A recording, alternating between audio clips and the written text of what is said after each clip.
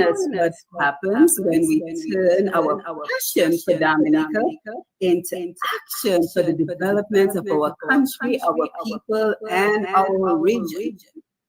So again, we are engaged with our visionaries in areas such as changes we should be concerned about, the changes we should be taking advantage of, and what changes we need to make in order to move our people and our region together. So this evening we have another very packed program for you. We have folks who are going to help us to discuss the topic of building the cultural industry in Dominica. So we're very happy to have those involved in the first Right to Kupuli Virtual Literary Festival. So yes, it's a name you have never heard before if you're not on social media. Again, it is the Right to Kubuli Virtual Literary Festival as we continue to embrace innovation for the transformation of our cultural industry.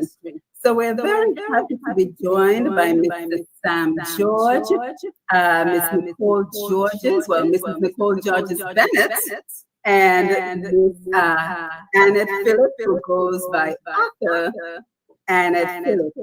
As always, we're grateful to you, our worldwide audience, for being here with us, whether you're joining us on the radio or you're joining us via social media, Facebook and YouTube, on Q95 FM Radio, Push Past 10 on Facebook, or on YouTube at Q95 FM Radio. Don't forget to share the live and click the notification button to find out whenever we go live. And speaking about joining us, Lambi, I'm not sure if Sherwin is around, but there's an echo. I can hear an echo, and I think my guests also say they can hear an echo, so I'm not sure if that can be rectified in the studio, but I can hear an echo, and the panel can hear an echo, so I'm not sure if someone can look into this for us. As always, we say good evening to you, Lambi. Thank you for being here on the console. And we'll take our calls later in the evening. Good evening to Mr. G and the rest of the Q95 family, our engineer who keeps us connected. So again, let's give a warm connection welcome to our panel as they tell us a little bit about who they are, a little bit about their professional background, and this is Roots Connections. The connection to Dominica. So, ladies, I'm going to start with our only gentleman for the evening. So, Mr. Sam George, please let us know who you are and your connection to Dominica. Well, thank you. Doc. Good night. Certainly, my connection is to Dominica is first the accent. Second, I'm from Dominica. I'm from the best city in Dominica, the best village rather run for. So I'm a software developer, a writer, manager, producer at CDN Network, among other things, but we'll leave that there for now. So let me say good night, my fellow panelists, and of course, good night to viewers and listeners of the League Station 95. And special good night to folks on TDN Network, because tonight you'll be tuning in for this week's interview. But we are still in Anthony's time tonight. So we appreciate you guys staying tuned. But so hang on there with us, and of course, thank you for having us again, Doc. Yes, thank you for being here. And still working on that echo. Sherwin is looking into us. It's for us. So thank you for being patient. And let's go over to Nicole as she introduces herself and tells us about her connection. And by the way, let's also add, you know that famous commercial in Dominica, Rudolph Thomas Enterprises, that we have been listening to for, 30 years? Well, now you know the voice behind Rudolph Thomas Enterprises. Mrs. Nicole Georges Bennett is that voice. that you still here on the radio 30 years later. So Nicole, tell us a little bit about you and your connection to Dominica. Well, I never dreamed that bathrooms and bouteilles would be my legacy, but here we are, and I'm very grateful to have had the opportunity to work in Dominican media. I've worked at DBS, Kyrie FM, GIS. I've also done some work for the independent newspaper, and currently I live and reside in Toronto, Canada. But my blood still runs green, black, yellow, purple, all the colors of the Dominican flag. So it is my pleasure to be here tonight, and thank you so much for the invitation. Yes, certainly. So here is what might be causing the issue. Does anybody else have a second device on? So Annette, are you live streaming using another device? No one has a second device on. So we're still trying to figure out why there's an echo if you're trying to broadcast in two different areas that might be causing it. But let's carry on. We'll continue to see why this echo is happening. So Annette, tell us a little bit about you and your connection to Dominica. Yeah, hi, good evening, everybody. I'm author Annette Philip now. And I am originally from Dominica. I was born there. Waiting a long time. And right now, I am in the beautiful island of St. Nevis. I am now a sales clerk slash author slash content creator. And so, yeah, I've been an author since 2019, December, going on 6 years. I've been a registered published author, and I have loved writing since I was a little girl, which is something that not much people know about. My mother only, God rest her soul, she knew that. So she would have been proud of me. She would have not have been surprised by it, the turn of events. And I love writing, and I'm so happy to be a part of this festival and to be around my other writers, especially for my country, Dominica. I love Dominica, but I just don't have no family there anymore. But I still love it, Yeah, pretty much, that's it. Yes, thank you for that. I think the echo has stopped. Am I correct, Yes. Sam? Yes. The echo has, God is good, The devil is a liar, guys. The devil is a liar. Because with technology, you just never know what to expect. But we are grateful that we are up and running and everything is working well. So let me tell our audience a little bit about the virtual festival. And then we have some great news in terms of the number of people who have already registered for this festival. So that is going to be a very telling sign of the importance of a festival like this. But before we do, let me remember to that we should always pray for our country, Dominica, especially the challenges that we face, the mounting challenges that we continue to face. And everyone knows I like to always thank and give people their flowers when they're alive. So I want to say a very special thank you to both Nicole and Sam, because it is because of them that I now have this program on Roots Connection. So very interesting, because Nicole was the one who connected me with Sam for my first interview when I published Push Past 10. And it was Sam who offered me Untapped Potential on TDN Radio.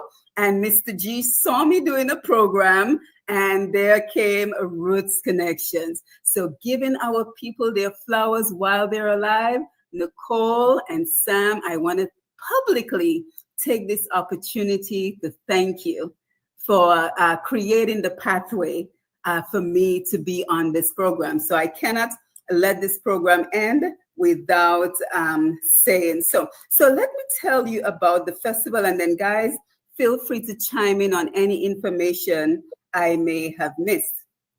So Dominica's first ever Write to Kubuli Virtual Literary Festival. The inaugural Write to Kubuli Virtual Literary Festival is a dynamic online showcase of Dominica's literary talent, and it is going to be held from September the 15th to the 20th of this year, 2025.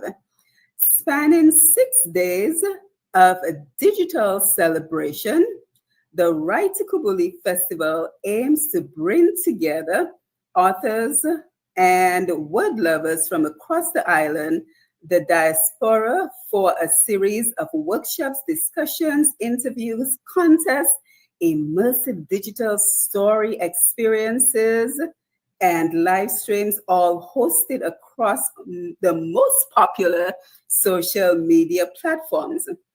This year's virtual festival will explore timely and thought-provoking topics such as the future of storytelling and AI, with a focus on audience engagement online.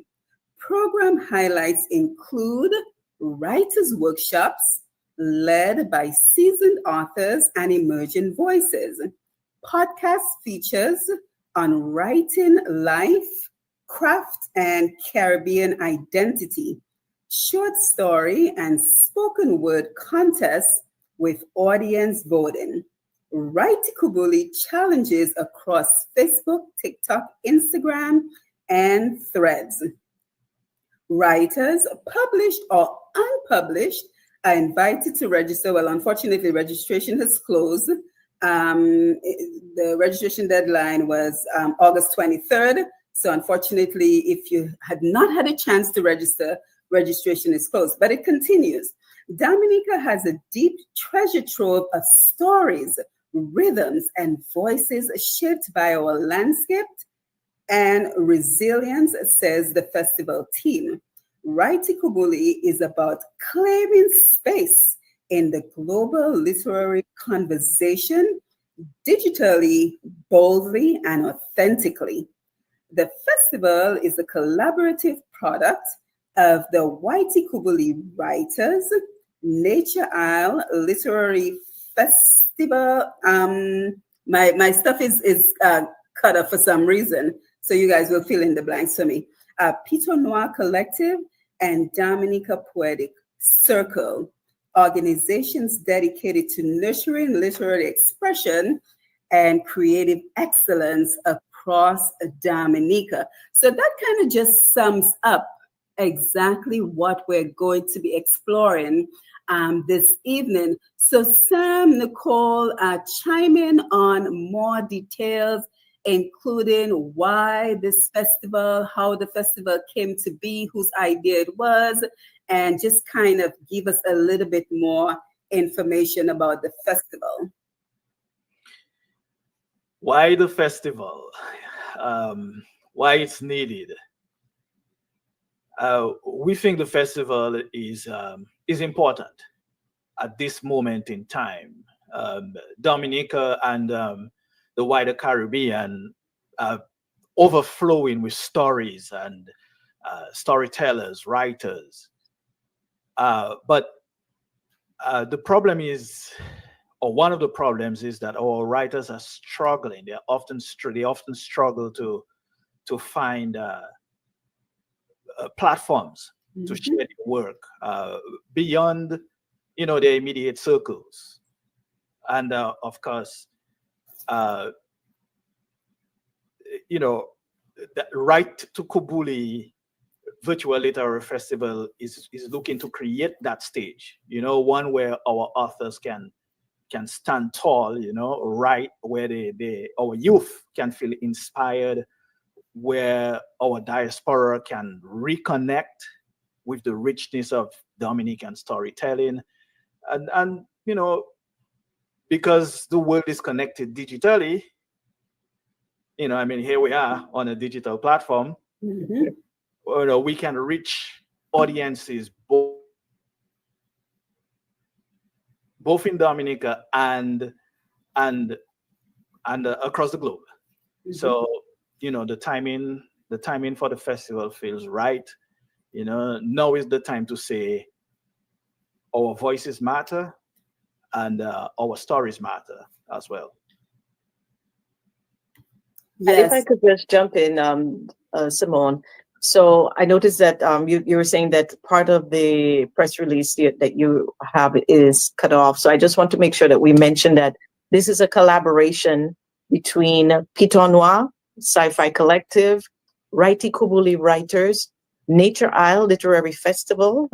They have a Facebook presence still, as well as the Dominic Chair Poetic Circle. So we are actually a steering committee made up of representatives from all of those literary bodies, and came together and decided that we really wanted to provide a showcase this year in particular for Dominican literature, because we had not noticed anything on the local calendar that was celebrating Dominican authors or the literary work. So this is our response to that gap, and we're really try to put together something that's unique and is still very timely for the digital age that we're living in.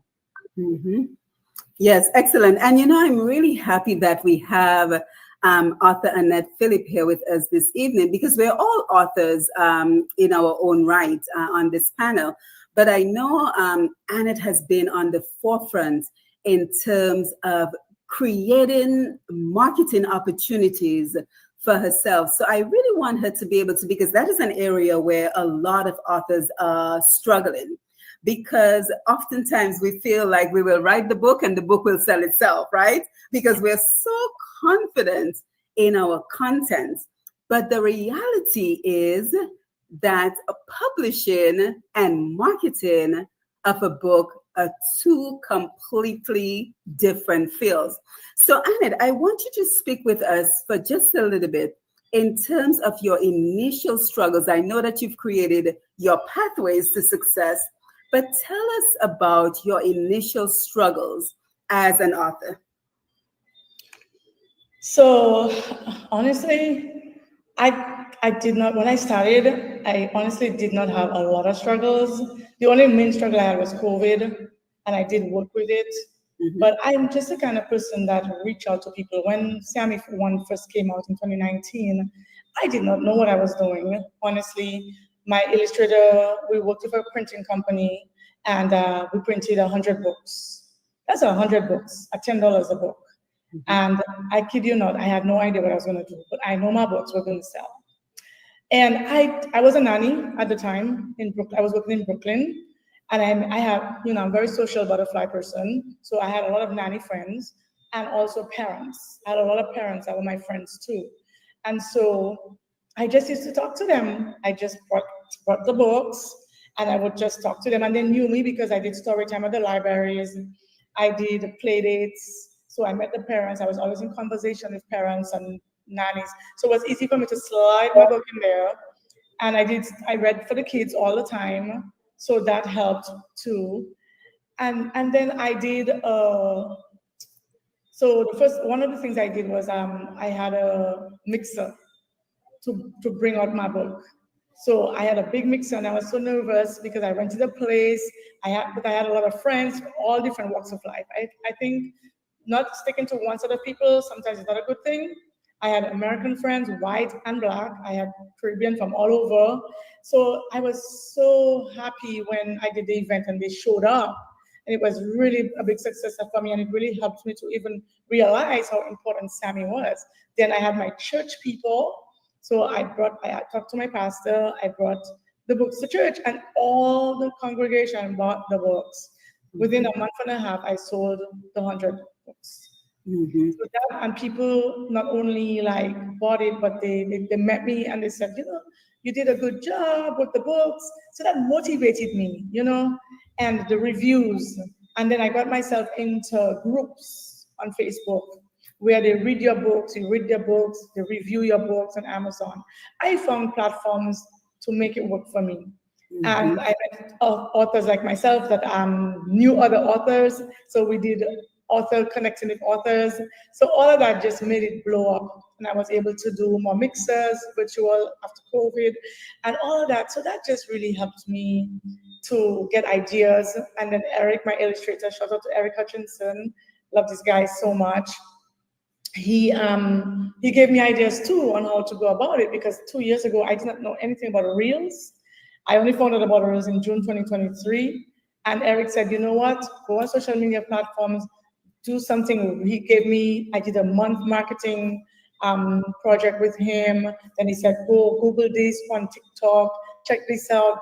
And then I guess I'm creative, so I just got ideas on how to work the Reels to my advantage. And people started buying the books, and people started loving the Reels. And I got more. I went to places. I went to the beach. I went to the forest. I went to the parks. I made it innovative and creative. And I think I love doing it. And I think people end up liking that. And I started growing, and people wanted books. And then I found out about pop-up shops. And then I would just look for pop-up shops. So go on Facebook, find out through a friend, and then a friend would help me. Other people I would meet would help me to find a pop-up shops. And that's how it is. That's how I end up getting there, It's been amazing. Yeah, so this seems seamless for Annette, because clearly Annette is an extrovert, right? So she talks about making new connections, but the thing about it is, for many people, they do struggle in that area, right? Because unfortunately, a lot of people are not willing to step out of their comfort zone. And again, the mistake a lot of us make is that we believe, and it might be true, it is true, we have the conviction that we've written the best book ever written in the history of book writing, right? So I was naive in that sense as well when I wrote Push Past 10, because I'm like, this is the secret sauce that has been missing in the equation on health and wellness. We talk about eating healthy and working out, but nobody's talking about consistency. Oh, this book is going to sell. Put a couple of keywords in Amazon KDP, and this is going to sell. The reality is that is not the case. The reality is it's an approach that Annette is taking in terms of building that network, in terms of going beyond your friends and family. And Sam, you and Nicole can chime in as well, because I know that you are both authors as well. Going beyond your immediate circle. What is your plan of action to get your book in front of different networks, different Facebook groups? What is your marketing strategy? So Nicole and Sam, if you would like to chime in as well. Sure. So I would just like to say that my last book was a children's book. And that for me was a whole new dynamic to deal with, because prior to that, I had written more young adults to adults as my readership. So in now writing this children's book, I realized that some of the tips and tricks, if you like, that I'd used for marketing my other books weren't going to work as effectively, because I was dealing with a whole new demographic. I was actually working with two. I'm working with parents as well as kids. So I had to find a way to appeal to parents as well as to make kids want to read the books.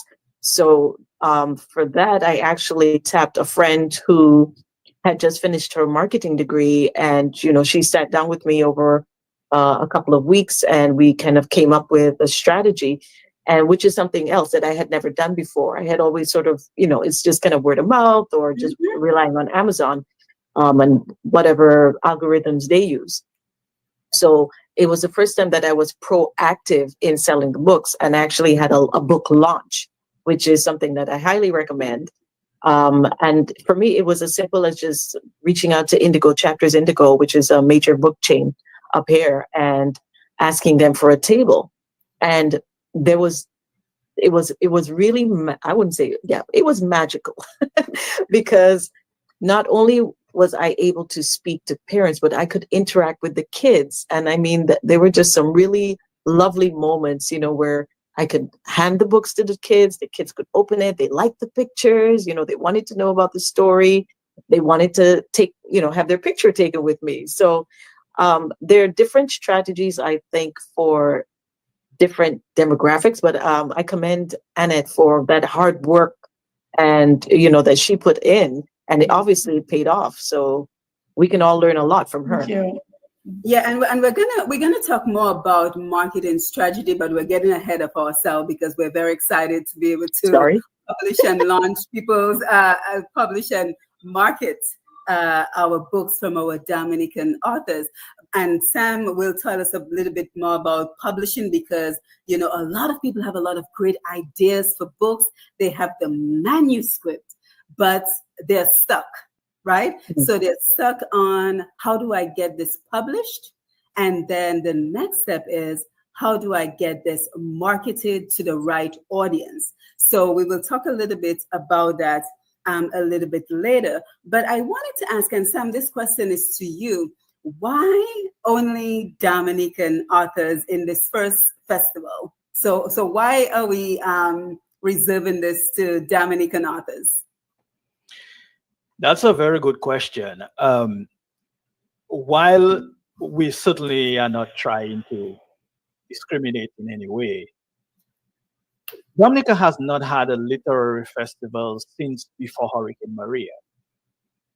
And I think that, by the number of registrations we've had from authors, even people who provide services to authors, publishers or what have you, by that overwhelming number, much more than we quite honestly expected, tells us that Dominicans are hungry for a festival, a literary festival. And because right now the team doing all of this work is quite small, and so if we had to take on additional islands, or it would have been just too much for this very first one. So at least, I think that's really the main reason. Now, that is not to say that everyone else across the globe is not invited. Everyone is invited to the festival itself. It's just that the writers and the presenters and the participants of the festival are definitely, we're focused on the island for now. And I think I said earlier that this is a way to connect our people, to connect them, give them an opportunity to introduce themselves. Because, for the number of writers that I personally have met, there are about 10 times to the 10th power more that I have never met, never heard of. Maybe I know them, but I didn't know they are an author. So this is the opportunity to promote each other and support one another. Mm-hmm. Simone, if I could jump in, I'd just like to jump in and to add to what Sam is saying. Obviously, we are not trying to be exclusive here only to Dominican. So we have actually, when you look at our description, we're open to Dominican authors, people of Dominican origin, so including the diaspora, friends of Dominica, people who are interested in Caribbean writing themes. It just so happens that the core group of writers who have registered are of Dominican descent, but we are definitely not going to curtail participation. As Sam has said, it is open to anyone who can, who has access to the online social media platforms. And I think our themes tend to be universal as well. The human experience goes beyond our borders. So we definitely want everyone to feel that there's something there for them to, whether it's to learn more about writing, to enjoy the stories, the unique stories that come from our culture. And who knows, in the future, we definitely would like to widen the parameters a bit more to include OECS CARICOM writers, Caribbean writers, and we'll see where it goes from there. Yeah, and I like what Sam said, because again, the limited human resources, right? to be able to execute something like that. So again, Dominicans and descendants of Dominicans, but again, the festival is open to everybody. Right. So you can join in on the panel discussions. You can join in on the social media challenges. It is open to everyone. But the authors are going to be from Dominica. So we're not in any way excluding anyone from being a part of this festival. So again, kind of just tell us what we can expect on the various days of the festival. So take us from the first day all the way to the finale in terms of what we can expect to experience. And again, this is all going to be done virtually. So from the comfort of your home, you will be able to experience the magic and the wonder of Dominica in writing. So what can we expect on the different days of the festival? Sam, do you want me to start, and then you fill in the gaps? So I will tell you that what I'm not able to tell you specifics in terms of what's going to be Monday, what's going to be Tuesday, and so forth, because we are inundated with information and people who want to present and people who want to be workshop facilitators, as well as quite an overwhelming number of people who want to showcase their work. So what we're in the process of doing right now is just trying to make the calendar work for everyone so that everybody gets a chance to have a bit of exposure. We do have some core programs that are going to be held from Monday to Friday. So every day of the week, there will be a panel discussion with a hot topic. And that will be called Lit Vibes, LITVIBES. And that will be our live panel discussion. And that will be held every evening. I believe we set it for 7 p.m. So very soon we will have up our calendar of events so that everybody can see exactly what's going to be coming up. But we're going to have the panel discussions. We're going to have writers' workshops. So it's going to be a mix of recorded and live programming, as well as author interviews and excerpts, reading their excerpts from their work. So it's a very comprehensive and very full calendar that we're working on right now. Mm-hmm. Sam, anything you'd like to add? Yeah, that's pretty much as Nicole said. It's been such an overwhelming response. Up to now, we are still getting people asking if they can register. So, and you know, I don't believe we are halfway through putting together all of the editing and everything like that. It's just been, and I guess in a good way, you know. So it's not a complaint. So we are very happy that folks are still interested and still asking. But certainly, I mean, I have to also say thank you to folks like Annette. You know, the first time I mentioned it to her, she was probably one of the first people to register for the festival. And again, you know, to go back to the question you asked earlier about marketing, I haven't figured it out yet. I mean, to be quite honest, I'm not that guy. You know. You know, I like to do the writing. I like to, you know, but the marketing part, I think I still need to get some tips from Annette as to how she does it. Yeah, and we're going to explore that more. But in terms of, and I think this is such an exciting revelation when we talk about the number of people who have already registered. So Sam, tell us the number of people who have registered for the festival, and what does that say to you when you see the number of people who have registered to be a part of the festival? Wow.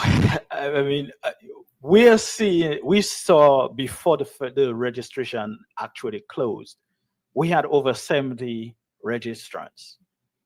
And as I said, still people are still asking, well, if I can't register for the actual festival, can I still send in, you know, something?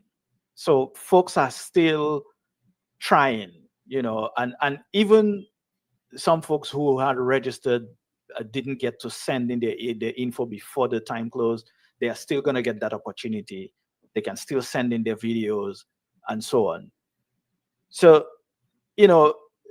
this tells us that, and to be honest, we were a little bit worried when we first embarked on this, what I call a journey now. We were, Yes. first week we put out the press release. Yeah. We were like, we thought it was gonna be a canoe ride, and it turned into a cruise ship. are people going to sign up for this, boy? What are we doing? Who told us to even attempt this? And the response, I mean, as I think I mentioned this earlier to you, Doc, that when I saw 20 registrants, I was like, okay, all right, we there, Then I saw 30. I was like, okay. Then I saw 40, and then I didn't look again because I was, until we started to get scared. yeah, until registration closed. Because that I say all that to say that this tells me that Dominican writers and Dominicans in general, even people who are not writers, are hungry for this kind of space. They are hungry for this kind of connection, and we need to. I know we used to have a very strong literature and community, and so we want to build this back. And this is, I would hope, this is the first step towards creating an atmosphere where people are hungry for books and not just And by the way, let me just add that readers as well. We're hoping that you too will join in. We want to see you send reviews or write reviews of books you've read by Dominican authors. Let us know that you were there, because again, it's not just for writers. It's not just for those who are published, unpublished, reader, because without readers, what's the point of writing? So it has just been overwhelming, and we are very, very excited about getting this on the way. I can't wait for September 15th. It's something. And one of the things I want us to talk about as well, because we never have these programs in a vacuum, is the state of literacy in Dominica, the state of young people actually reading. And I caught a video you did, Annette, because I follow you and I really enjoy your content. Your energy is amazing. Thank you. I can never get enough of you on social media.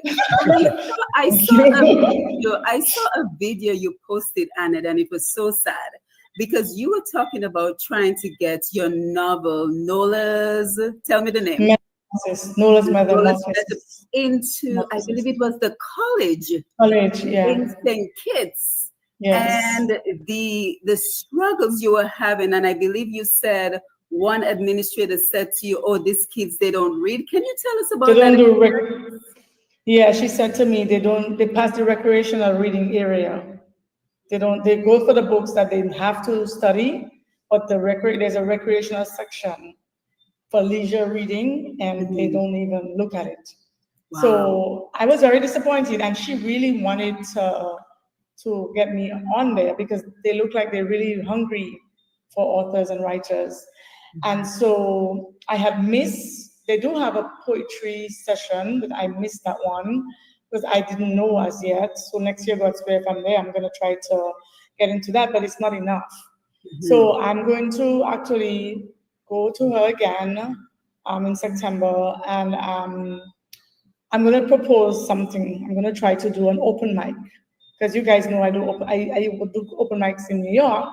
I'm a poet as well. So I'm going to bring up the idea to do an open mic where we can get them to do prose, short poems, anything like that, and they can come and read it. They can reenact it, even wear costumes, something that could get them excited about reading and knowing that poetry is fun, exciting, and stuff like that. So I'm going to propose that to her when the new school year starts and see if that could work. Because I really, really want to get them involved. I mean, with my novel and my poetry book, because it's their age range too. So Yeah, and that's I, something I can work on. yeah, and I want to come back to you on this topic. But Nicole, why was it important to collaborate with other literary groups in Dominica on this particular festival? What is the goal? What is the goal of this festival? So we're going to look at the short-term goals as well as the long-term goals. What are you trying to accomplish?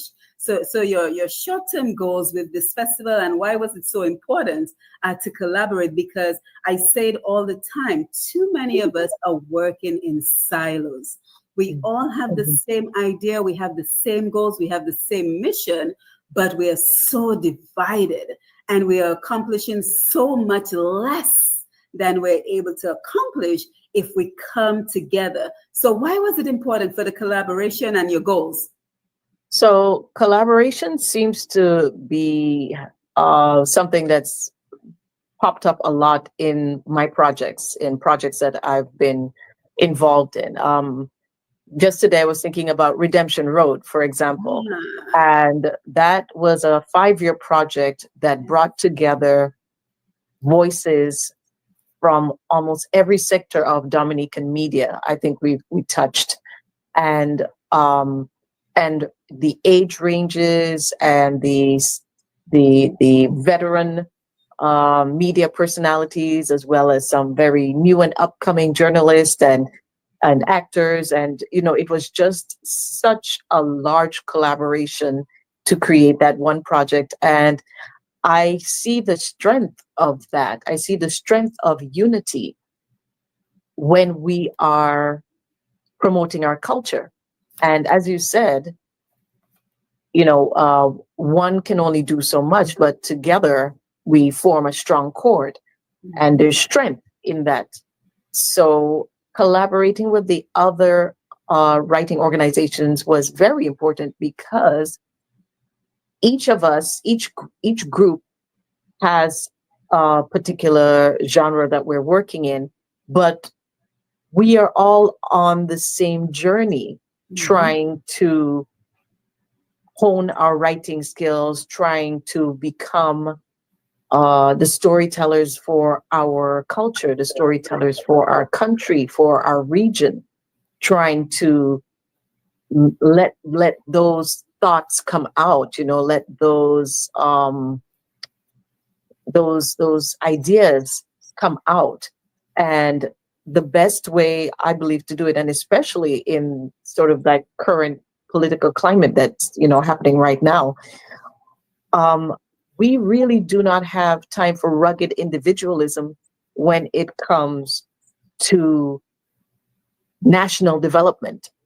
And if we want Dominican literacy to move forward, to evolve, to be able to be still relevant in the next digital age, because technology is advancing so quickly, we need to be able to find ways to keep ourselves abreast with all of these changes, so that we stay relevant and our voices are not overshadowed because we couldn't keep up. So all that to say, collaboration was the linchpin for this festival. We needed to come together as the various groups and form the steering committee, and we're working together effectively. And I think that that's the other thing too, is that there's no room for ego. Right. There's no room for, for individual goals. We have a common goal. We have long-term goals and short-term goals. And in the short term, what we want to do is we want to shine that spotlight on our authors. And we want to provide that platform for conversations about writing, about culture, the future of storytelling. We want people to come away with that feeling that, yes, my work was seen, it was felt by my readers or viewers, that I connected with other writers. And, in terms of the long-term goals, we'd like to see Write Kubuli grow. We'd like to see it become part of the cultural calendar for Dominica. We'd like to see it go beyond being a 1 week festival. Right now, our little tagline is join the movement. So we'd like to see it move from being an event to being a movement, and to help nurture a continuous literary culture for Dominica. And of course, to see more of our books published, to see our stories heard on an international stage. So, so we've got the short term, we've got the long term goals.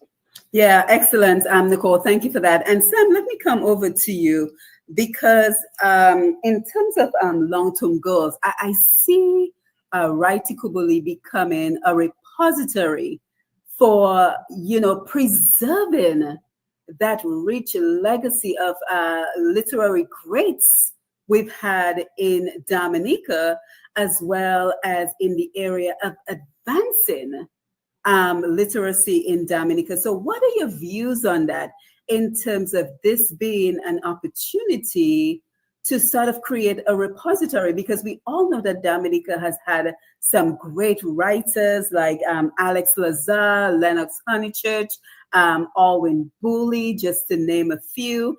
But when we look around, where can we find their books? We know that the public library is no longer in existence.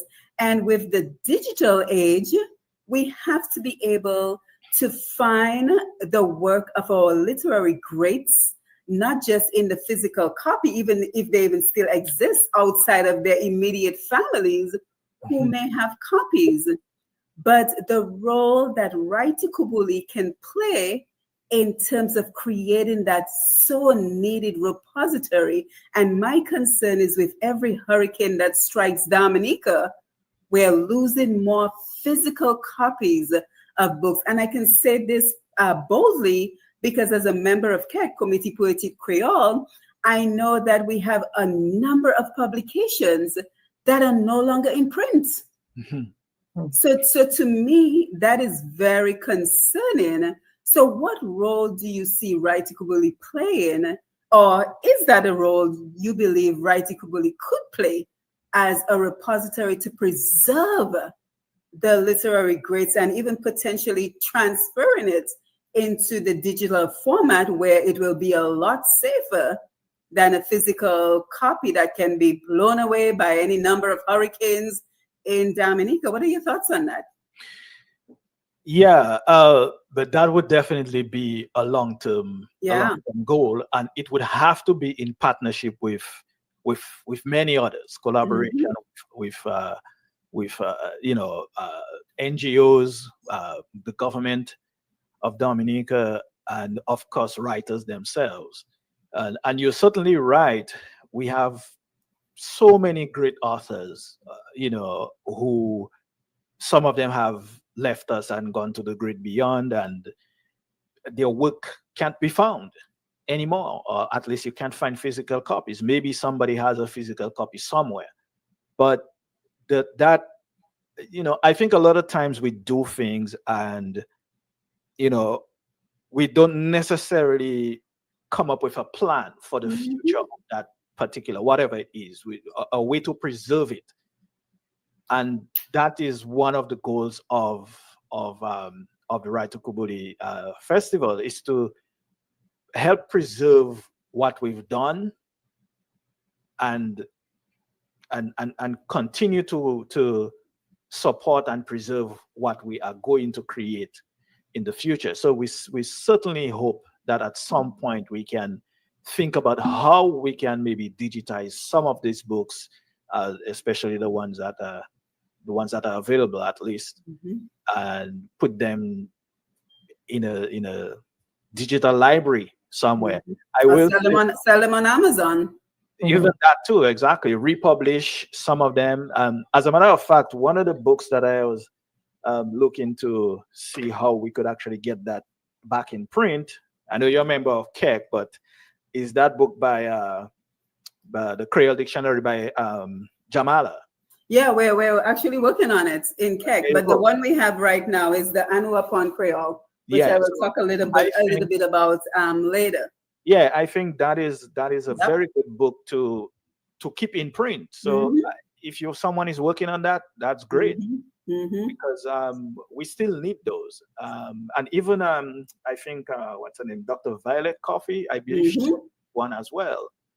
So I think those are important to keep, to preserve.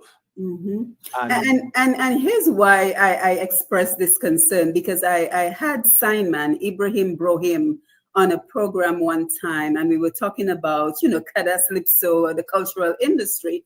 And it was absolutely mind-blowing to me that he was the only person who had certain records of the music played by everyone who has been involved in Calypso. Some of the members of the family of these artists did not even have copies no more.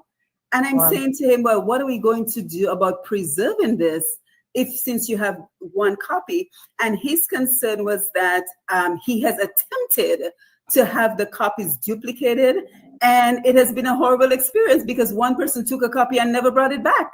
And that was the only copy of that particular record he has. So that is where the concern is coming from, that we are losing this rich heritage of our cultural industry in music. We are losing it in the literary arts. We are losing it in arts because we don't have, for example, a museum to showcase the prominent people in the literary world, in the cultural industry in Dominica. So it is wonderful to see that there's a potential that in the long term, that is something that we can consider. And I'm also happy that Nicole mentioned the lack of egos in terms of the collaboration, because again, going back to music as part of the cultural industry, one of the reasons we always hear that the music industry in Dominica is not moving forward is because of lack of collaboration. And then when you dig a little bit deeper, you come to realize that there are too many egos. Everyone wants to be the leader. Nobody wants to be the follower. Anybody have thoughts on that? Yeah, I think that's anything you are doing, if you can set aside your own selfish need to be recognized or to recognition. Everybody wants the recognition, to be seen as the leader. And I think that makes a huge difference. And like everything like everything we do, motive is always important. Why are you doing something? If you are doing whatever it is you're doing, you're taking part in, if your first motivation is being seen or being fame, that I wouldn't say it's a problem. It's okay to want to be famous, but you can't let that drive what you're doing. You can't let that be the first thing that you think about when you agree to do something. If your motivation is money, then well, yeah, this one is not for you because there's no monetary profit in it at this point. And even if it comes to that, you still have to do what you're doing with a good heart, and because you want to do it because you feel it's necessary and because it can help someone else other than yourself. But that's me. That's how I think. So if certain people, take into consideration the broader society or whatever it is they're doing, how it can contribute to society, I think we'll see a huge difference in our society. And to go back quickly to what we're talking about preserving, I think that a lot of the United States, for example, has something they call the Library of Congress. All that really is it's a museum, but it's also a library, an actual library where you can go back and find movies, recordings, videos, books, all sorts of things going back over 200 years. So this is something I would like to see happen in our island. Have our own library where, and it's not that you can check out the book like you can borrow a book from the library, but people can go there and see what was, so they have copies of all kinds of books, all kinds of different types of media. And, so the next generation can take a look at that and see. You can also use that to do research, to write books on your own country or write your own history. So there's lots of research potential in that. So that is another reason to preserve whatever it is we are doing.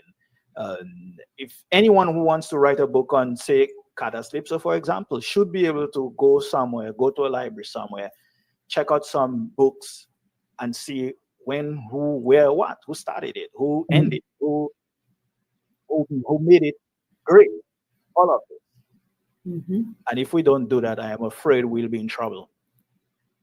If I may, I just wanted to actually give a shout out to the Roseau Public Library, because as much as the physical building doesn't exist anymore, they have moved the collection to the Ministry of Education. Good. So that's, I believe, on Kennedy Avenue. So I've actually been there, and it's a tight space, but they are really working very hard to try to keep the collection up to date and to work with the space that they have until such time as government sees fit to build them a new home. So they are actually collaborating with us. So both the Roseau Public Library and the Portsmouth Public Library have sent us some little videos, about the collections, the Dominican collections that they are trying their best to preserve. So I just want to give them a shout out and to commend the staff, because they are really doing their best through difficult times. And that is important to know. Once again, Annette, I'm coming to you. Now it is a 9:02, Nicole. I know you beyond stretched thin with all the editing that you're still doing in preparation for the festival. So whenever you need to leave the conversation, please feel free to do so. We want to thank you for being with us. If you would like to stay on, that's fine as well. But we know that with the well, you know what? It's so interesting. How can I tear myself away?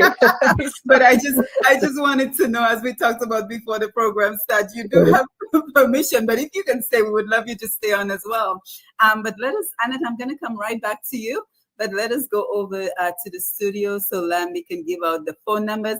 And then, Annette, when we come back, make a note of the comments you wanted to make. And I also wanted you to tell us, what does this experience mean to you as an author to get to participate in this festival? So, but before we go to the studio, let me just remind our audience that you're listening to Roots Connections on Q. This evening, we're very happy to have with us Mr. Sam George and Mrs. Nicole Georges Bennett and author Annette Phillip. And we're looking at the first Right to Kubuli Virtual Literary Festival, which is going to be held online. And we will also talk about where you can participate in the festival. So we're talking about embracing innovation for the transformation of our cultural industry. So Lambi, over to you guys. If you're on the Facebook Live, don't forget to post a comment to let us know that you're here if you want to be acknowledged for being in the audience. Lambi, over to you.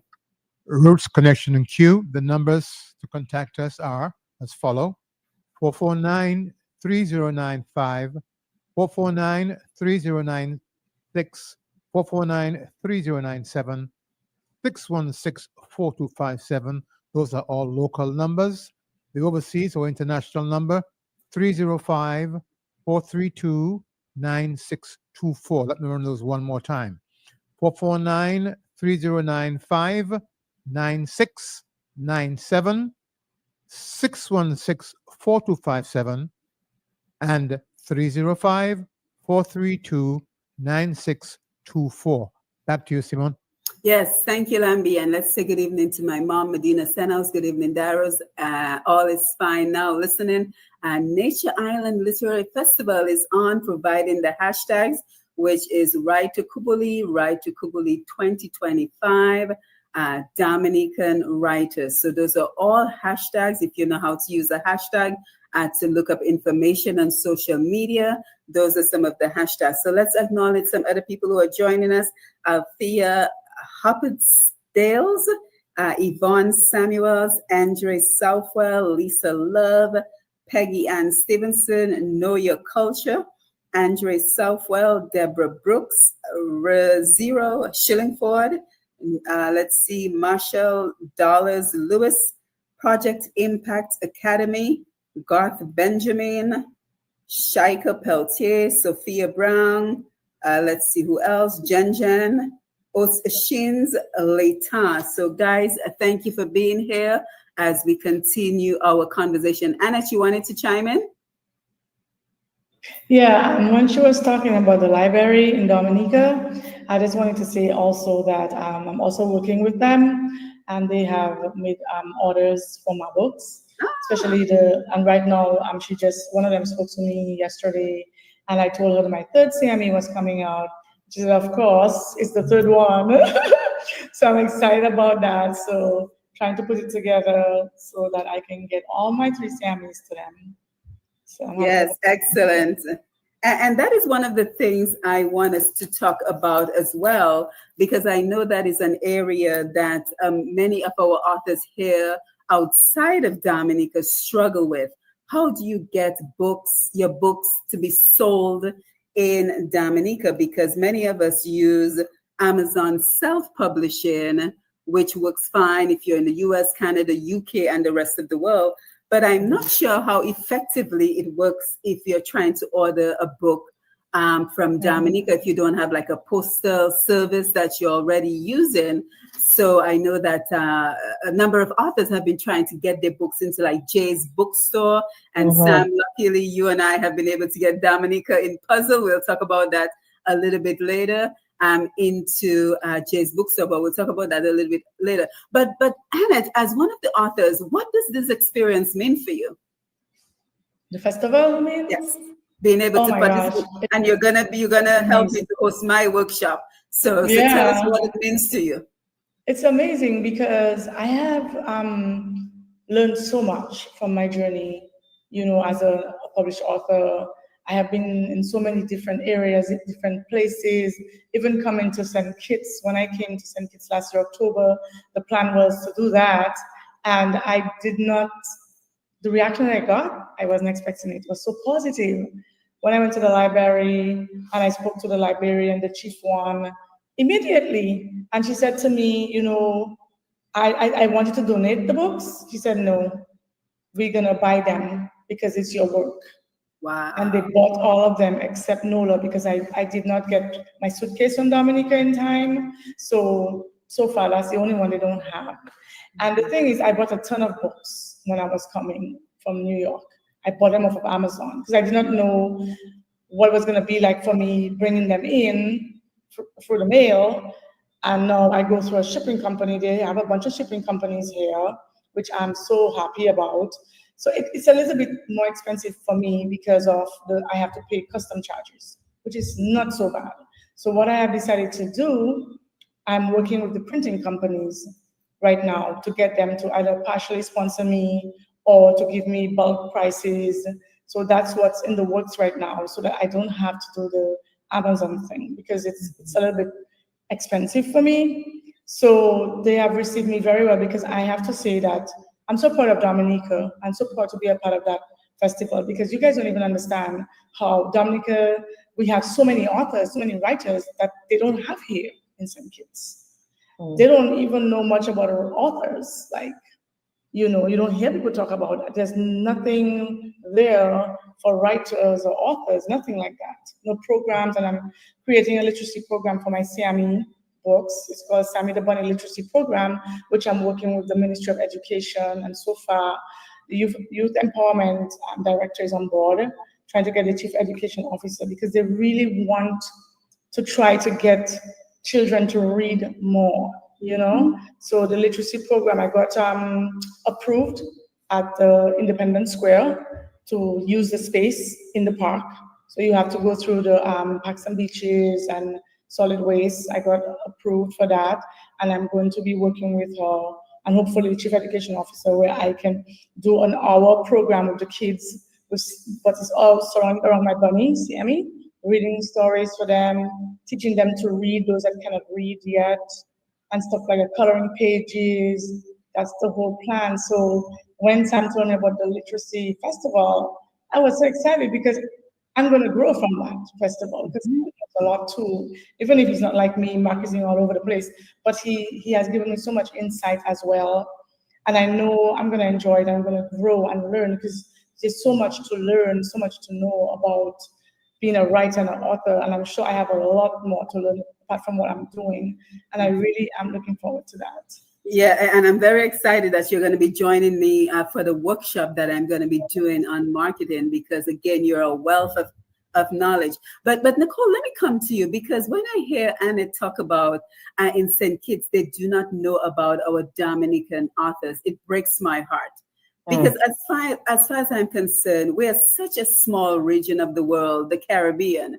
Why are we not collaborating across these islands so that we are benefiting? Because if you think about it, yes, we may have different accents, we may have different experiences, but when we think about our true identity, our true heritage, the core of our culture, the core of our resilience, the core of the challenges we face as people, we are one.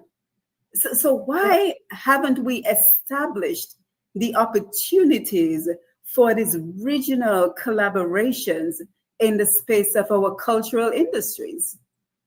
Well, Simone, my response might surprise you, and it goes back to egos. And I want to sort of reframe your question in why isn't there OECS unity? Right. Why isn't there CARICOM unity? Why did the Federation fall apart? And, I'm also on the OECS Nationals Council Canada, which is a group of diasporans from the different OECS islands. And we come together and we, try to celebrate OECS unity. And it's without giving away a conversation that was considered to be private, but someone said, you know what? When you've got leaders who are more interested in their own fame, to borrow a phrase from Sam, and they're more interested in looking as though, they are the most progressive, or they have the most going on in terms of development in their islands. And they seem to feel that by collaborating with a leader from another island, that somehow this takes away from their shine. And I'm trying to be careful with my words here, but basically it's a top-down problem from what I can see. Our leaders are unable to find common ground. And that filters down, to the common man. And I think that what we have to really overcome is, as Sam says, is what is the bigger picture here, right? When you have leaders that are still saying, that there's roadblocks to travel between the OECS, and we can't seem to find common ground in terms of, financial markets, or there's just so many different obstacles and challenges that still hamper us from being a unit in the Caribbean, or a force within the Caribbean. When you still have islands, the big islands, that look at these smaller island federations and organizations and kind of, we don't need them. We're good. And it's happened. I mean, I was part of a group that we were trying to come together for hurricane relief. And some of the representatives from the larger islands were, we already have our own associations. We already have our own fundraising. efforts, and we're on a much larger scale than what you guys are able to do. And you really did kind of get the undertone is like, why would we need you? Wow. And yeah, so I think we really, as you say, have to realize that we are all human beings, and human issues are common to all. And we have to start looking at the bigger picture, because right now, in terms of economic blocks, we are not a powerhouse in the Caribbean. You know what I mean? I remember when Britain withdrew their preferential treatment. This is back when I think the WTO was becoming a force, and we were losing protections for bananas, and everybody was sort of running around, screaming, like, what's going to happen to us, and of course we see where the banana industry is today. But we really do have to understand that we need each other. And if we are going to be able to not get swept away by the tides of, all of these international organizations and all of their policies, and, they're all looking out for themselves, we need to also come together, because there is strength in numbers and strength in unity, and we have to be one voice. Mm-hmm. How we're going to accomplish that? Yep, that's a tall order. So it goes way beyond just, our cultural industry. Like you said, the top-down plague that's affecting all of us is the way to look at it. Sam, you wanted to chime in on that conversation? I think Nicole said it beautifully. Mm-hmm. It starts at the top. Mm-hmm. There's a phrase: leadership is everything. Mm-hmm. Leadership is everything. I think we need to put the "is" in capital letters, all caps, because without leadership, all we have is disorder, chaos, and people running around like chickens with their heads cut off. Not to be graphic, but I don't. There's just no way any of us can do anything alone. There's just no way. I mean, Simon, earlier you talked about, how we came to know each other, and if Nicole had kept your information to herself, or I kept the knowledge I have to myself, we wouldn't be here. Nope. And that is just how important the human connection is. Mm-hmm. No matter where we are, and now technology makes it so much easier. Mm-hmm. I never thought I'd be here having this conversation. I mean, I like to be in the back. But when it is something I feel that is important, not only to me, but to my siblings, I have 6 other siblings, and whatever it is I do, and I want that to be something that they can benefit from, and plus my family. So I want that to be something my sons can benefit from. So, we have to think outside of ourselves. And so if leadership at the top begins to have that kind of introspection, we won't be perfect, but we will move towards having a better society. And it kind of boils down to what Nicole said. It begins with removing that egotistical mentality on so many levels that is hindering us.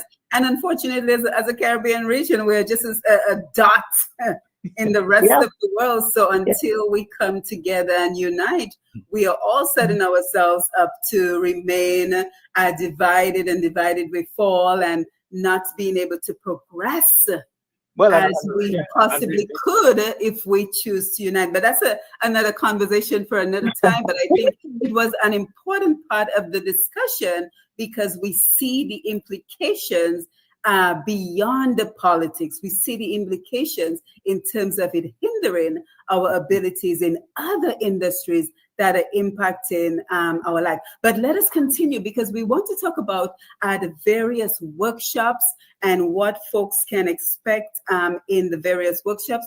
And we also talked about that we will be able to access this information, but where will we be able, for those in the audience who would like to listen in during the course of the festival, what will be the main platform for viewing, for live streaming? Because I think that is important, and I will make sure to post it in the Facebook comments. So first and foremost, where will we be able to enjoy the festival? Right. So thank you for that question. So first of all, we want to invite you, the public who is watching, who is listening, to go to YouTube and search for Right to Kubuli. So youtube.com/@Right to Kubuli, and join our YouTube channel, subscribe, and anticipate the programming. We already have some videos and some of our programming already scheduled for that week. And without cutting you off, so Right to Kubuli is one word. One word, yes. Channel. So let me spell that out for everyone who is listening on the radio.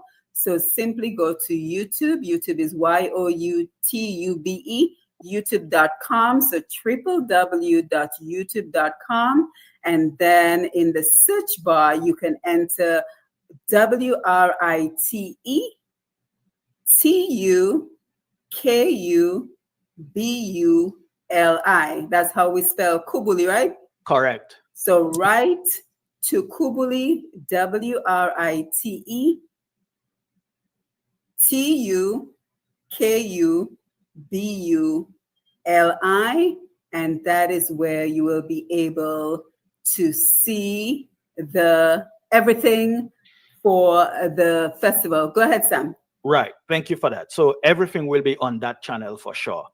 And then in addition, we have TDN Network. So all TDN, those of you familiar with TDN Radio, TDN TV, and Pushpa Stan, or YouTube channels, or Facebook pages, of course, Pushpa Stan, Instagram at TDN Radio Caribbean.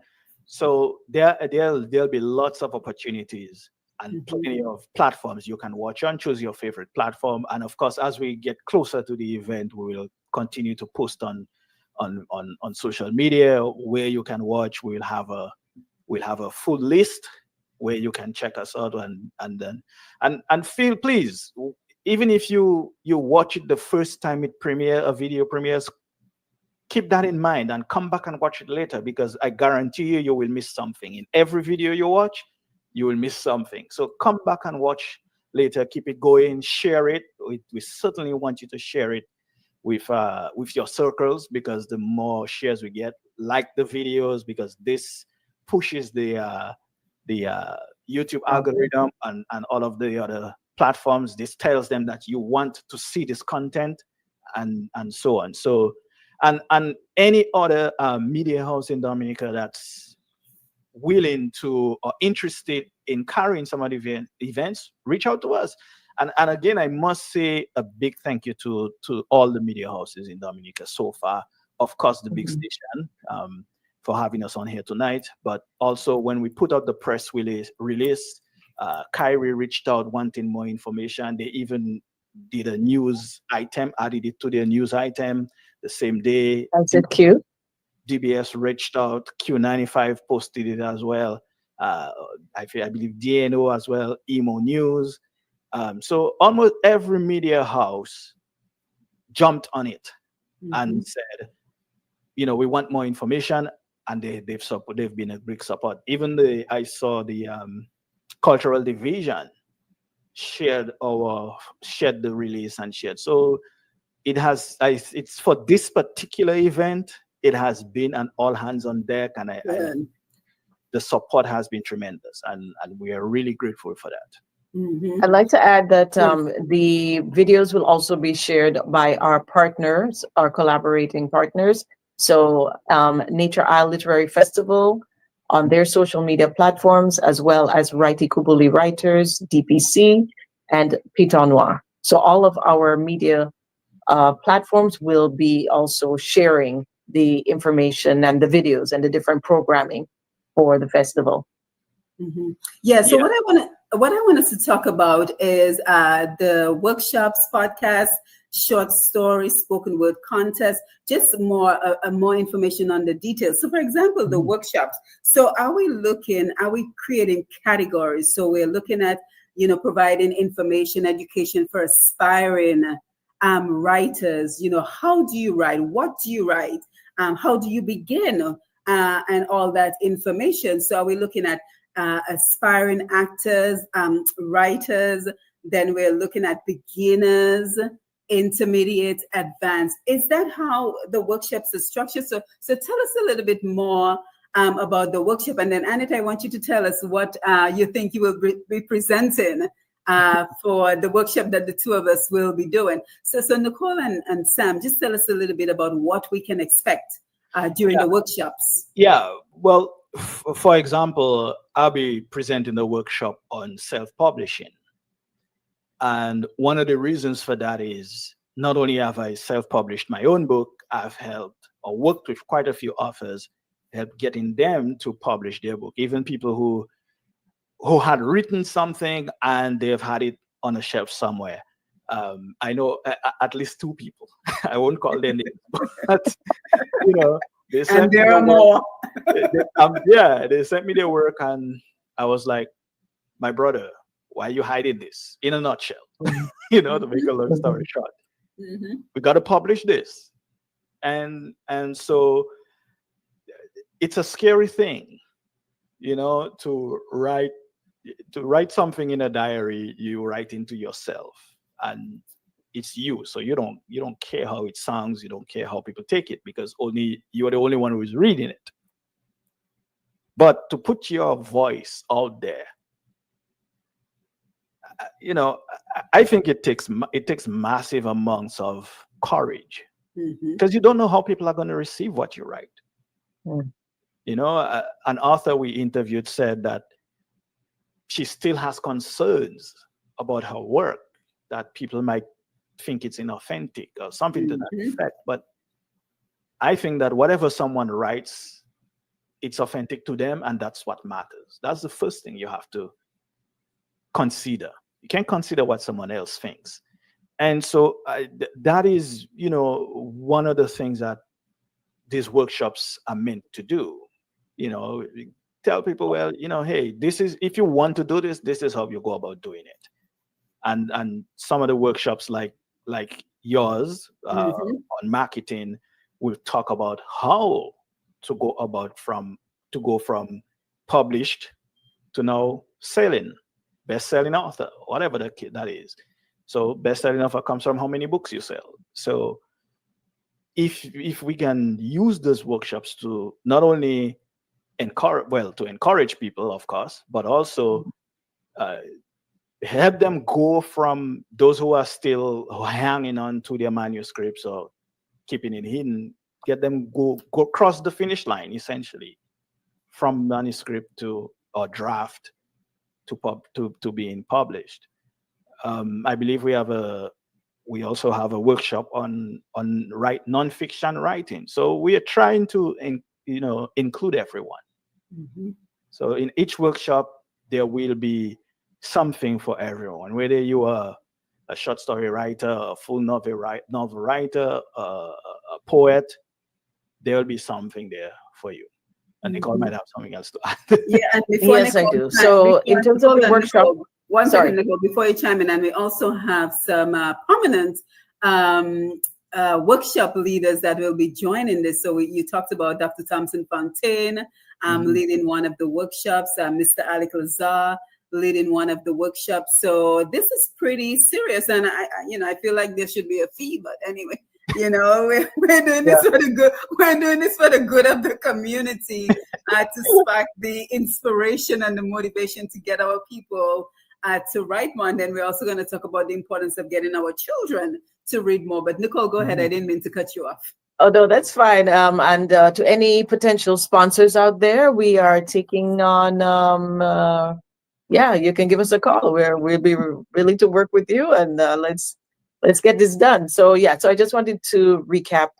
So the workshop titles will be on self-publishing, breaking into the world of nonfiction writing, marketing your novel, and also we're hoping to do a poetry workshop as well.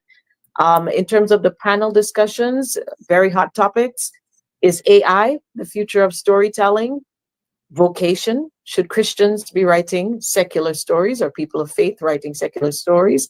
We'll also have a writing workshop, which will be hosted by Kathy Kazemi.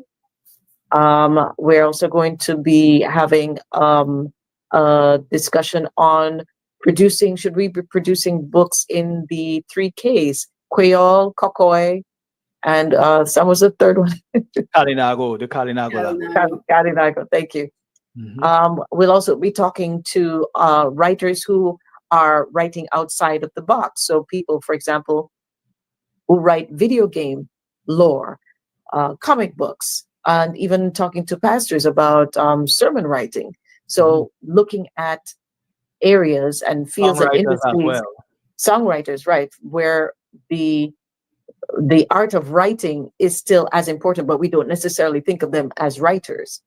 And we'll also be looking at improving marketing and distribution of Dominican books. That will actually be a part of our live stream, which will be the culmination at the end of the week of all of the activities for the Write Kubuli Virtual Literary Festival. So on Saturday, September the 20th, we will be starting a 6-hour live stream.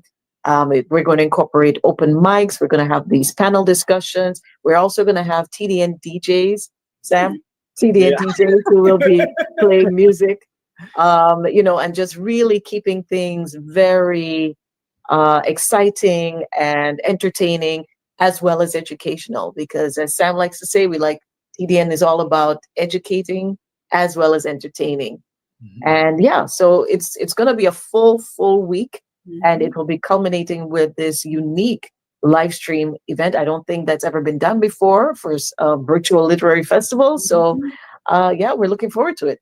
Yeah, so guys, let me put a plug in here. So September 15th to the 20th, set your reminder, put it in your cell phone, put it on your calendar on the wall. I think we have a call coming in, so let's take the call.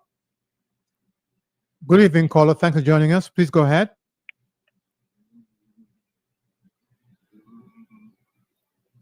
Caller, are you paying attention? Please go ahead. They'll call back. Thank you for calling, caller. Yes, September 15th to the 20th. So whether you're an aspiring writer, you have a manuscript, you have an idea in your mind for the last 20 years. I know people who've had ideas for 20, 30, 40 years on a book that your spirit is calling you to write this book, but you haven't done anything about it because maybe you're stuck. You're not sure how to start. Maybe you're not sure if you should be using it in the first person by saying I did or we did, or you should be using it in the third person as in Sammy did or Julia did, and you just need some direction, you need some guidance. Or if you've written a book but you don't know how to publish it, or if you have a book, you don't know how to market it. So this festival is for everyone, or you just want to be inspired, you just want to be a part of a wonderful celebration of Dominica literature, then you certainly want to join us from the 15th to the 20th of September. And again, go to YouTube and simply type in Write Kubuli, WRITE TUKUBULI. That is the YouTube channel. And if you would like more information, you want to contact Sam or Nicole, you can send them an email at writekubuli2025@gmail.com. So again, writekubuli2025 at gmail.com. And don't forget, if you are interested in catching the replay of this program with all this great information that we are providing, you can go to Q95 FM Radio on Facebook or YouTube, or you can go to Push Past 10 on Facebook, so you can catch the replay of the entire program. But guys, with the limited amount of time we have right now, I want us to touch on two very important topics, and that is the threat, or is it an opportunity with AI? So a very important topic. And what are we going to do about getting our children to read more? Because the reality is, with our children spending so much time on their tablets and being distracted, many of our young children are no longer interested in reading. And then when we look at the benefits of reading to children, we see that it supports their cognitive development, which means it helps them to think and think critically, improved language skills, preparation for academic success, developing a special bond with your children if you read to your children, increased concentration and discipline, improved imagination and creativity, cultivating a lifelong love of learning. And I want to start with you, Sam, because we were talking recently and you talked about, I think Nicole wants to go. Go ahead, Nicole.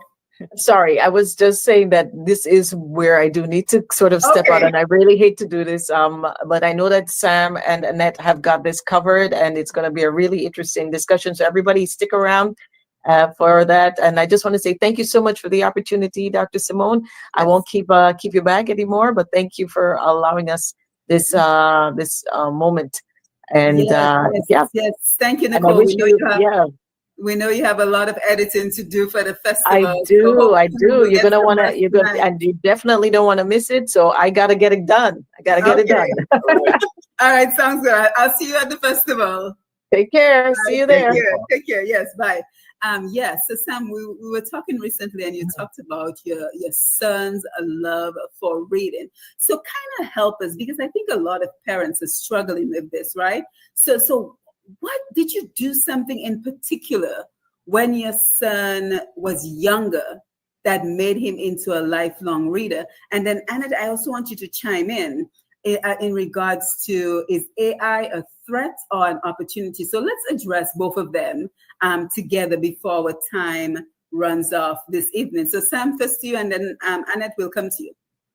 Yeah, I don't know if I did anything, or I should say my wife and I did anything particularly special. I think that, we always believe that reading is important. And I always say that reading is fundamental, because it's what I learned, right? And so one of the things I will say that we did is that we didn't just read to him, the younger one at least. We didn't only read to him, we also made him read to us. Yep. So at a very young age, we had him reading back to us or reading books to us. So that way he got used to reading rather than just hearing me or his mom talking. He also got to experience the joy of reading for himself at a very young age. And to this day, this young man has never stopped reading. He's, as a matter of fact, he contributed to the first free Peter Noah? How you call it? Flying Crapo anthology.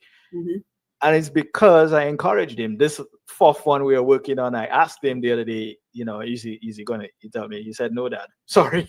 Because he's in college now and he's too busy for that sort of thing. But I still tell him, even if you, still nurture your creative writing skills, because you have it naturally, but don't waste as much time as I did embracing that skill, because it will serve you well in the long run.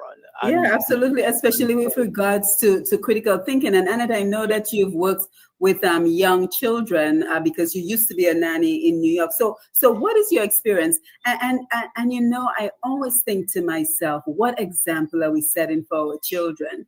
Because yes, your son is passionate about reading, Sam, because you're always working with books. So that doesn't surprise me in the list. He's surrounded, the environment is conducive to producing a child who's interested in books. Yet we tell our children, you need to read more, you need to read more, you need to get off your devices. But what are we doing? Well, While we are saying this to them, we're on our cell phones scrolling TikTok, Facebook, Instagram, reading. What is the one they send all over the place? My Boyd. We're on WhatsApp all day long. yeah, But here we are saying to our children, you need to read more. But our children never see us with a book in front of us reading. So we are setting the example, whether we believe it or not, or we accept it or not. We are setting the example in the way we eat, in our lifestyle, in our reading habits, in the language we use. We are creating the environment that are producing the children that we complain about. yeah. Right? I mean, So Annette, your views. Yeah. So I can speak for Caribbean parents because when I left Dominica, I had never held a kid. I didn't know much about children.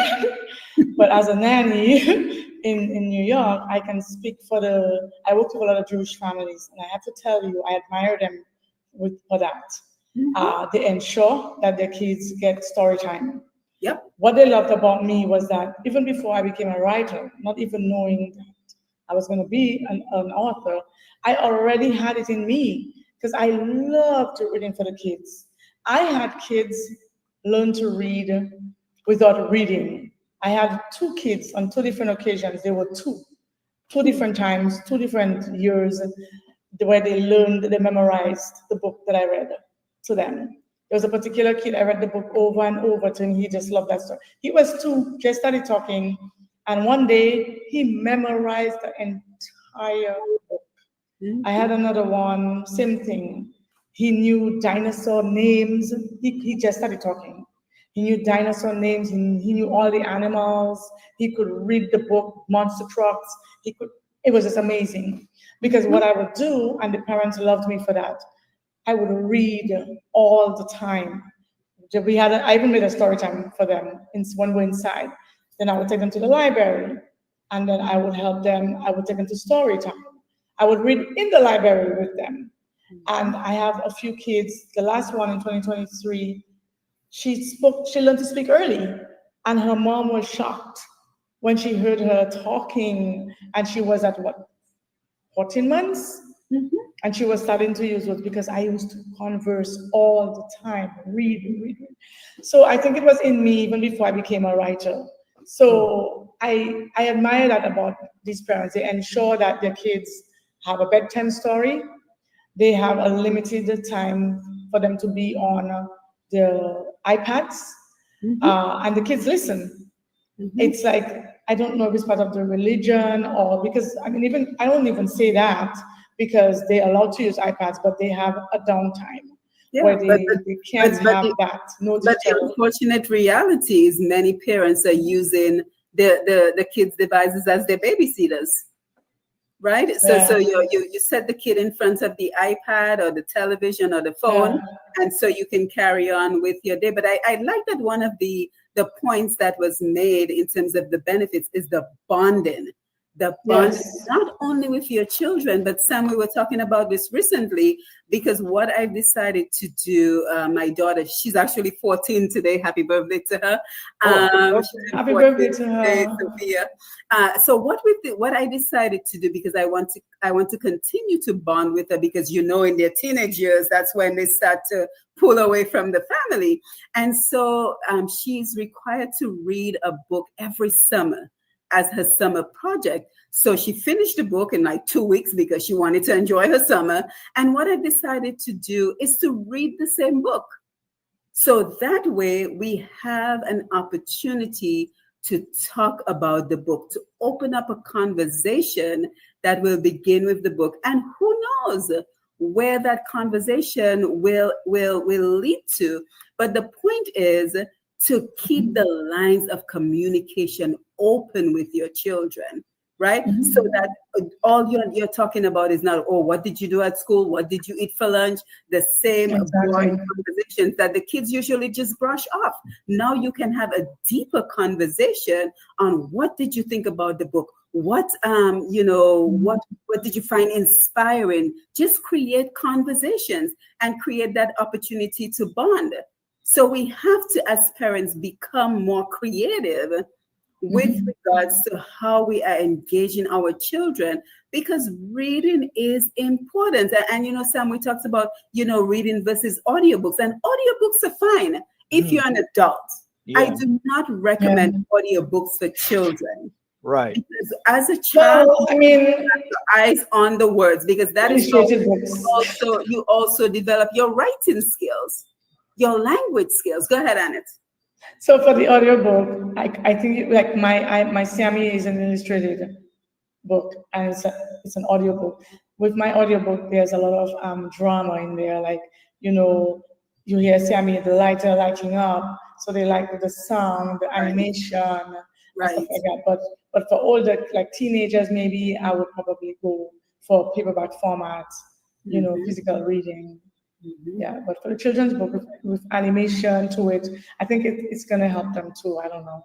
Yeah, because it is very unfortunate, but the future belongs to those who teach their children to continue to learn and grow through reading. And I'm afraid that we're losing generations of children because by the time they're 10, they're no longer interested in picking up a book to read. So again, calling out to our parents to do more, to not only encourage. I don't like the word encourage your children to read.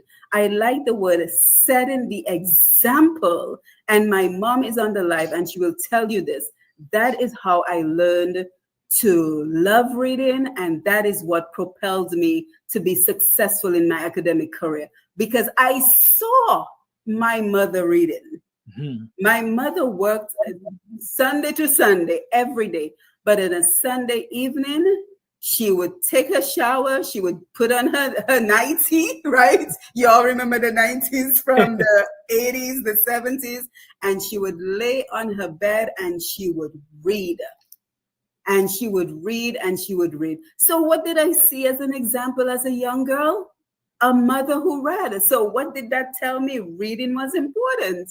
Right. So I'm giving you a practical example of why you as a parent, a guardian, an influence in a child's life, while you should not encourage them to read, you should be the example it's for not them to read.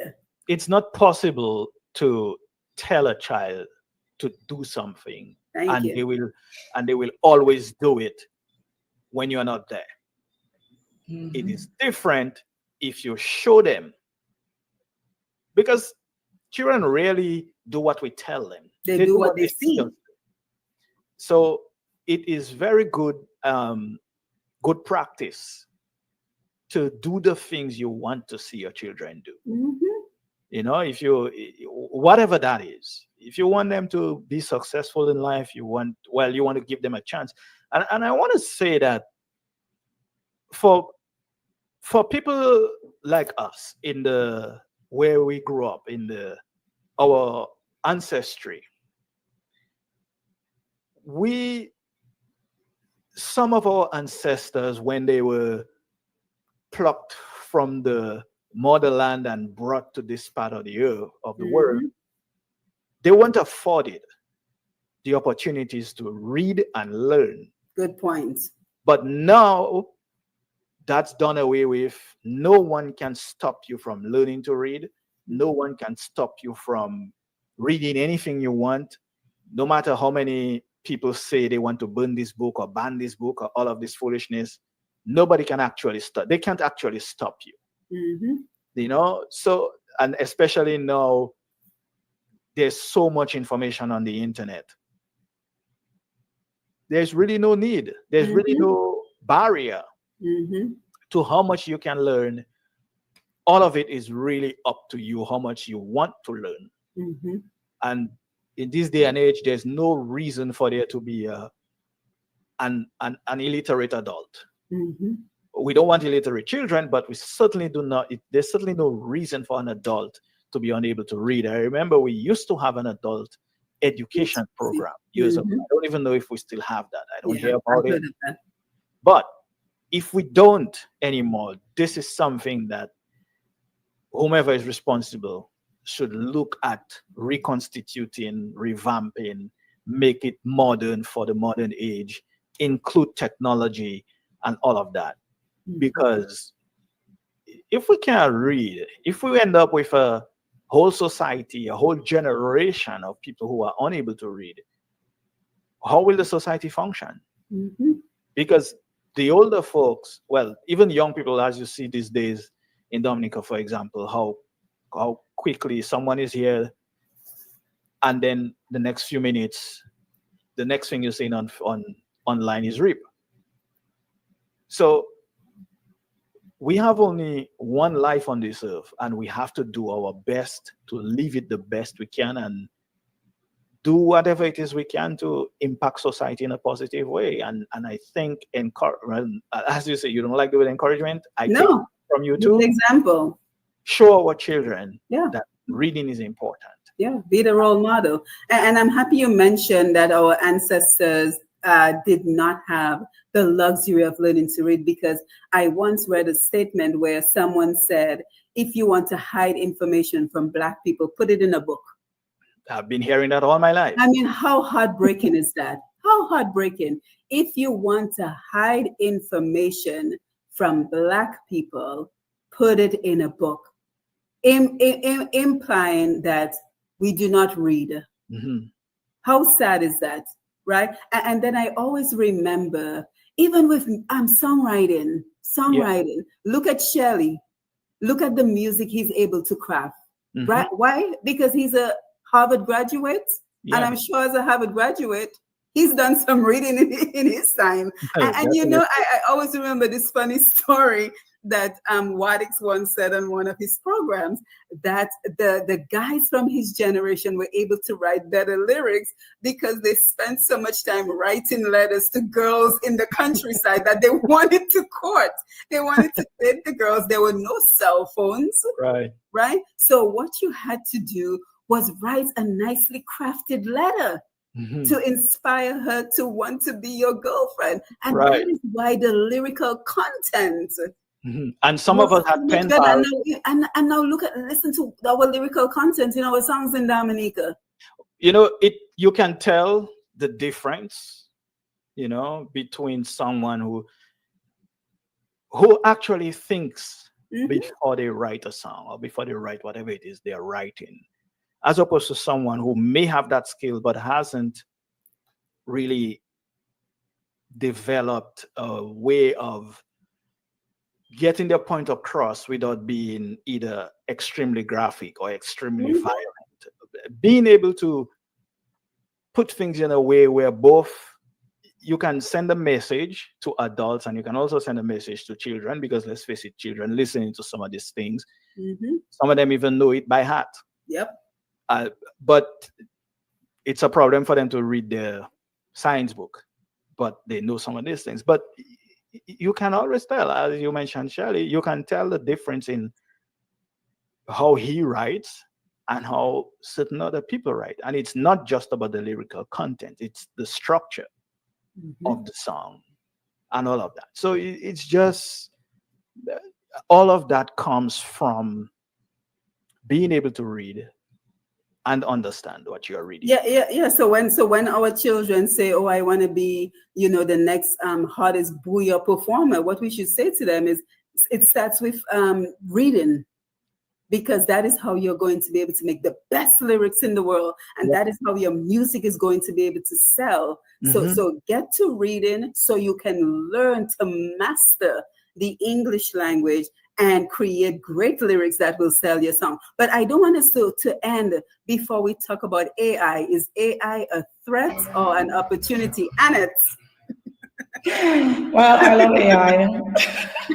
That's okay. You can admit it. I love AI. How do you use it? How do you use it?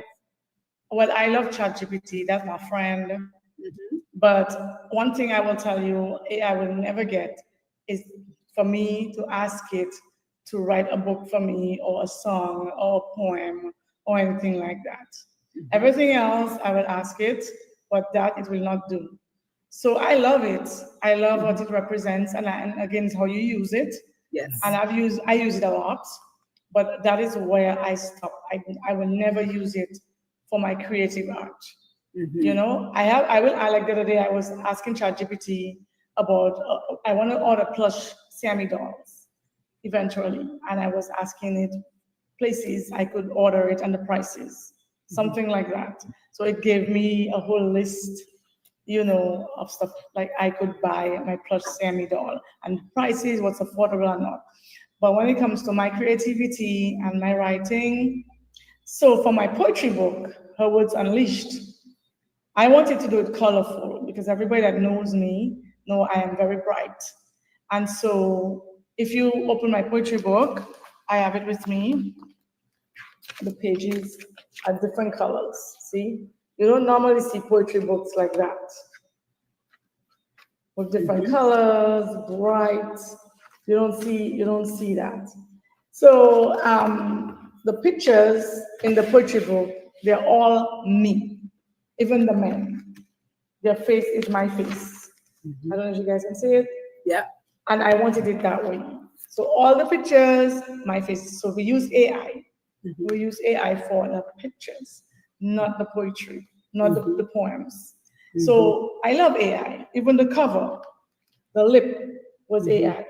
Right. So I'm very careful with AI and what I use it for. I will tell you all the poems in there were written by me over the years, but the pictures, AI, just to make it more interesting and digital and all of that. Yeah. Right? But so and that is great, but you know, the fear is those who will not have the limitations that Annette has put on herself, because I know now on Amazon, they're literally asking you if your book is AI generated or if you wrote, cannot.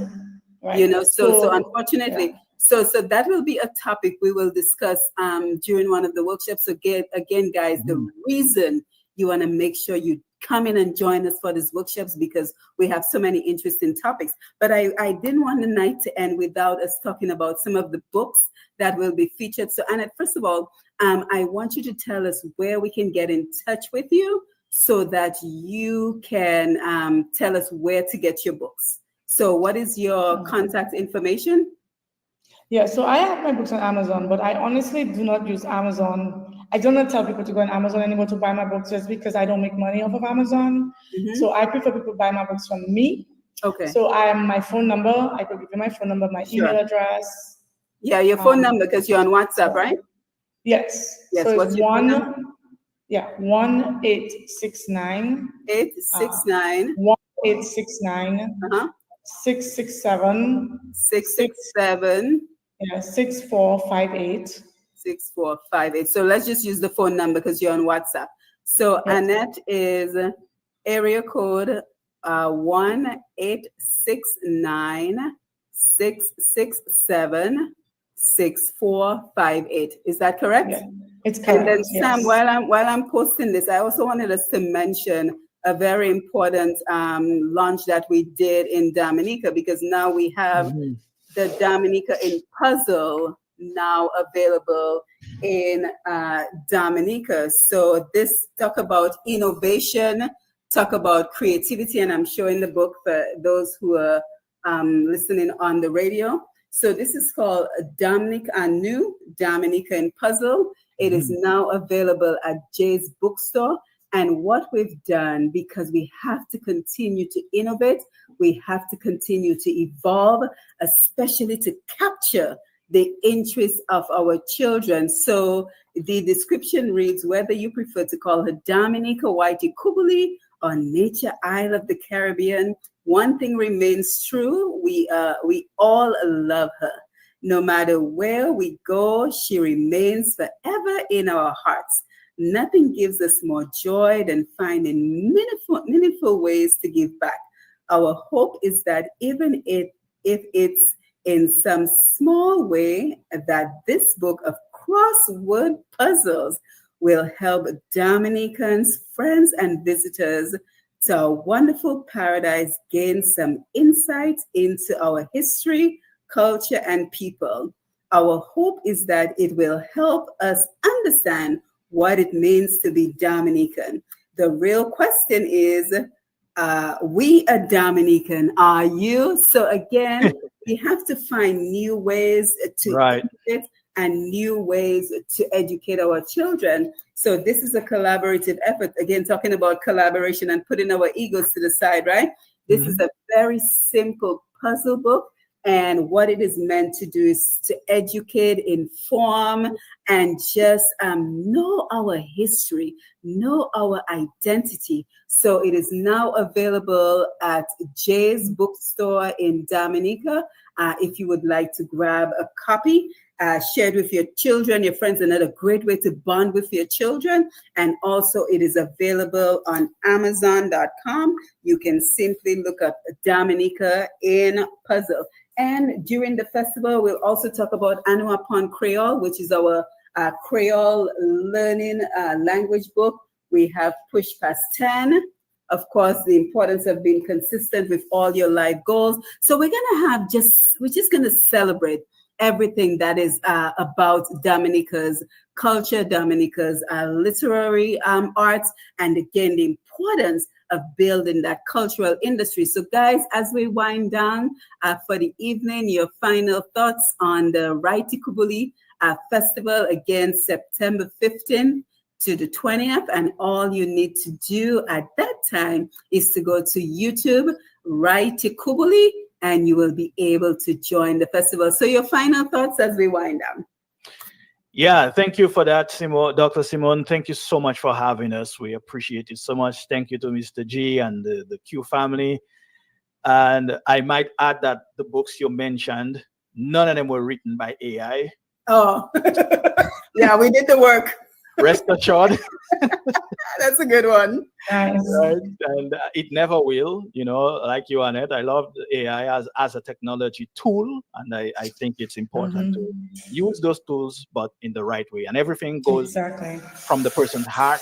And, in any event, as we leave, I just want to encourage the public to support us. And if you support the Write Kubuli Virtual Literary Festival, you're supporting every Dominican author, including yourself and your friends, your family. And so attend events, share the word, buy books from our authors. This, folks, this is important. Buy the books, because if you don't buy the book, the authors, even if they're not doing it as a way to earn a living or to get rich, it is an encouragement. So please, volunteer your time and, encourage a young person to read, to write, and, every little action helps to build momentum. And the festival belongs to all of us, myself and Nicole and the others, Mo and Anthony, all of us. We may be organizing it, but it belongs to you.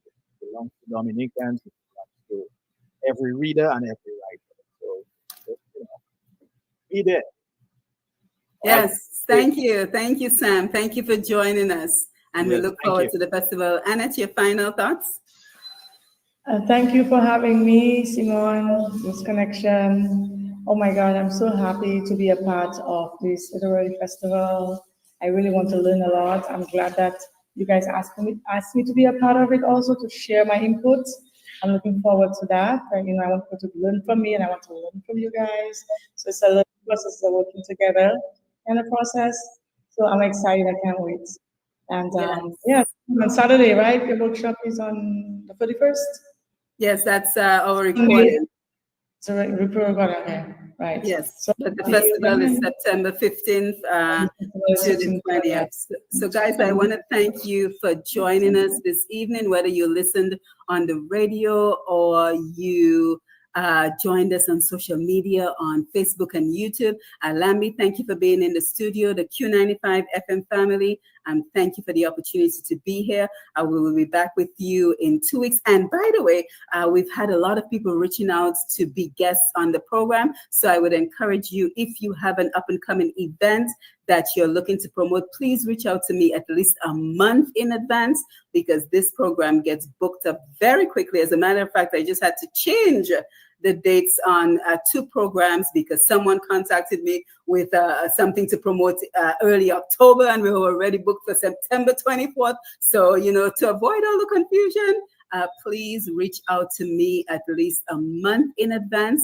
You already know my email address, pushpast10@gmail.com, pushpast10@gmail.com. So always wonderful to be here with you as we continue to harness the power of international radio, technology, social media, and podcasts to leverage the expertise of our Dominican brothers and sisters at home and in the diaspora for the sustainable development of our country and our region. So I am your host, Dr. Simone Matthew. It is always wonderful to be in your company for another episode of Roots Connections right here on Q95 FM radio. We will see you soon. Don't forget, for further information for the Righty Kubuli Festival, you can send an email to rightykubuli2025@gmail.com, and we will see you at the festival. We're going to have music. Sam, who making the big and saltfish? Ooh, big and saltfish. We're gonna invite the computer. One thing we can't provide virtually. I know, right? Oh my God, what you could do is make your baked and saltfish, your whatever you want at home. Yes, and come on live, come on the live, and it is in front of everybody. Your baked and saltfish. Yes, excellent, excellent. And then we'll be saying, "Oh, mute your mic, mute your." Yeah. But guys, thank you. We don't want to hear you charming. Right, I know. But guys, thank you for being here. And with that, we say enjoy the rest of your week and have yourself a wonderful night. Take care. Thank you. Thank you, Lambi. Annette, I'll see you tomorrow. I'll see you on Friday. Yeah, sounds good. We'll be in touch. Take care. All right. Take care. Bye. Thank you, Lambi. Roots Connections on Q, 8 p.m. to 10 p.m. every other Wednesday on Q95, the big station. Dominicans journeyed beyond our shores for decades in search of